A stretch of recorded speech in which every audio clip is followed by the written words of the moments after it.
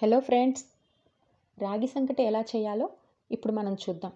Ration బియ్యాన్ని తీసుకొని మనం అరగంట పాటు నానబెట్టుకుందాం. శుభ్రంగా కడిగి మెత్తగా ఉడుకుతుంది.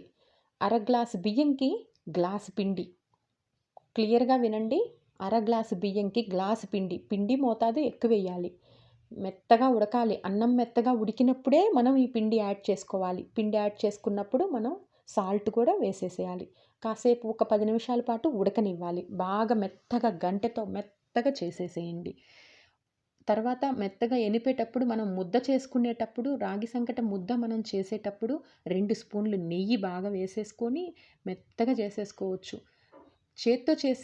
చేత్తో చేసే అలవాటు లేకపోతే ఒక ప్లాస్టిక్ బౌల్ తీసుకొని ఆ బౌల్ని తడితో తడిపి అట్లా నీట్గా చేసేసుకోండి. చూడండి ఎంత చక్కగా వస్తుందో. అలా నీట్గా చేసేసుకోండి. హాట్ బాక్స్లో పెట్టేసుకోండి. ఈ రాగి సంకటికి కాంబినేషను తలకాయ కూర. మీరు చూసుండకపోతే నేను మా యూట్యూబ్ ఛానల్లో లింక్ అప్లోడ్ చేశాను. ఒక్కసారి చెక్ చేయండి. తలకాయ కూర, కాళ్ళ చారు, మటన్ కర్రీ రాగి సంకటికి కాంబినేషన్ అద్దిరిపోద్ది.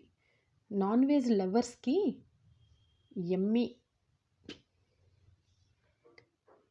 అంతే, చూడండి ఎంత నీట్గా వస్తుందో, ఎంత నీట్గా అసలు సాఫ్ట్గా. రైస్ బాగా ఉడకాలి ఫ్రెండ్స్. రైస్ బాగా ఉడికినప్పుడు మనం పిండి యాడ్ చేసుకొని దాన్ని కూడా ఒక 10 మినిట్స్ పాటు ఉడకనివ్వాలి. ఎంత చక్కగా ఎంత స్మూత్గా వచ్చినాయో చూడండి. అంతే, చాలా ఈజీ. ఒక్కసారి ట్రై చేయండి. Okay friends, bye. Subscribe, please subscribe.